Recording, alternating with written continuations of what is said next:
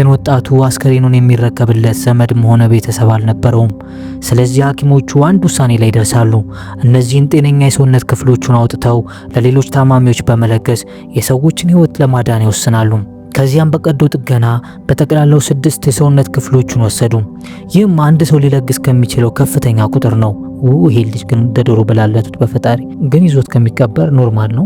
እሺ ለማንኛውም ቀዶ ጥገናውን አጠናቀው ወጡ። ግን ሐኪሞቹ በጣም ደክሟቸው ነበር። አሁንም ስለ ወጣቱ አስገራሚ ጥንካሬ ያወራሉ። የልጁ ሰውነት እጅግ ለየት ያለ ከመሆኑ የተነሳ ቀዶ ጥገና ሲያደርጉባቸው የነበሩ መሳሪያዎች ሁሉ ይሰባበሩባቸው ነበር። በዚህ ቅጽበት አንዲት ነርስ በከፍተኛ ፍርሃት እየጮኸች ከቀዶ ጥገና ክፍሉ ትወጣለች። ሐኪሞቹ ተመልሰው ሲገቡ ግን የተመለከቱት ነገር በጣም ለየት ያለ ነበር።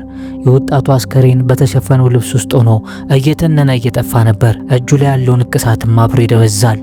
ሁሉም ባዩት ነገር ደንዝዘው ቆሙ። በስማም ምን አይነት መንፈስ መጣብን ብለውም ክፍሉን ጥለው ይሸሻሉ። የድርጊት ከተፈጠረ ከአንድ ሳምንት በኋላ ሚሱ የተባለች ቆንጆ ልጅ ሆስፒታል ውስጥ ከአባቷ ጋር ምክር ስትቀበል እንመለከታለን።